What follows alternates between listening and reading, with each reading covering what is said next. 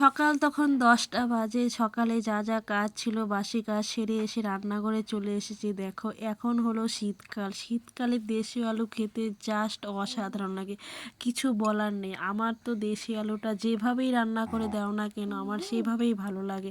জানি না তোমাদের কীরকম লাগে, আমার তো অসাধারণ মানে অসাধারণ ভালো লাগে। আমার ভীষণ প্রিয়। আলুর দম বলো, আলুর তরকারি বলো, শুধু পেঁয়াজ দিয়ে ঝোল করে দাও তাও আমার ভীষণ প্রিয় আলুর দমটা।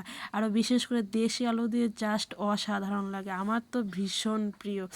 দেখো আজকে আমার বড়মশাই 2-3 দিন আগে দেশি আলুটা এনেছে। আজকে আমি ভাবছি একটু ডিম দিয়ে ঝোল বানাবো দেশি আলু দিয়ে।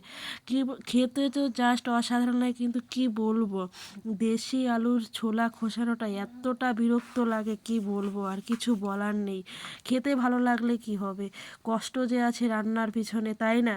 এদিকে দেখো আলুটা খসে ছোলাটা ছুলিয়ে হালকা একটু গোটাল জিরে আর তেজপাতা আর পেঁয়াজ সম্বাস দিয়ে তরকারিটা রান্না করেছি। দেখো শীতকালের বেগুন পোড়া আর ফুলকপির পোড়া আর দেশি আলু দিয়ে ডিমের তরকারি জাস্ট অসাধারণ হয়েছিল। আমি এখন খাওয়া দাওয়া সেরে নিচ্ছি। খাওয়ার মধ্যে বেগুন পোড়াটা দিয়ে আমার যা খেতে লাগছিল না, আর এটা দেখো ফুলকপির বড়া আতপ চাল দিয়ে আমি বাটনাতে বেটে বানিয়েছি। বড়াটা জাস্ট অসাধারণ ছিল। তোমরাও একবার বানিয়ে খাবে কিন্তু